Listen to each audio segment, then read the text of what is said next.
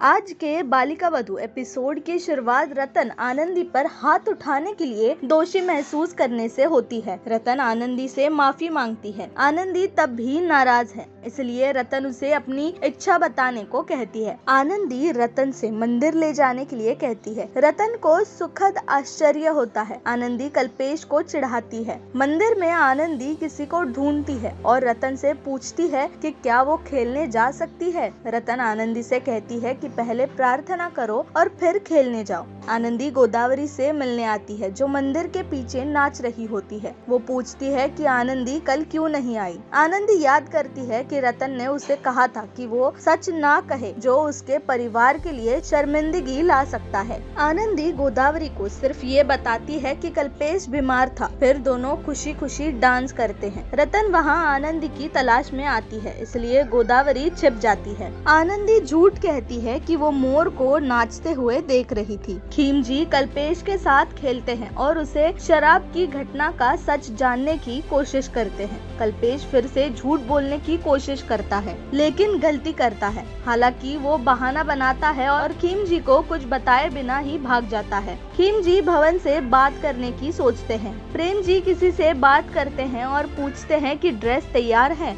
सेजल उसे सवाल पूछती है तो वो कहते हैं कि वो बिजनेस डील करने के लिए गांधीनगर जा रहे हैं। खीमजी ने भवन से सवाल किया कि शराब के अवैध कारोबार में कौन शामिल है। खीमजी बताते हैं कि कैसे शारदा ने उन्हें बताया कि उसने उसे शराब पीते देखा था। रतन वहां आती है। भवन कुछ भी नहीं जानता ऐसा नाटक करता है। रतन खीमजी पर शारदा की बातों से अपने भाई पर आरोप लगाने के लिए चिल्लाती है। रात को खीमजी रतन से माफी मांगते हैं, लेकिन वो उन्हें कहती है कि फोन करके भवन से माफी मांगे, क्योंकि उन्होंने भवन पे झूठा आरोप लगाया है और भवन काफी नाराज है। भवन कॉल पर भी फिर से कुछ न जानने का ढोंग करता है और लीला उसे भगवान से डरने के लिए कहती है। रतन खीमजी को भी उसे माफ करने के लिए कहती है, क्योंकि उसने खीमजी पर आवाज उठाई थी।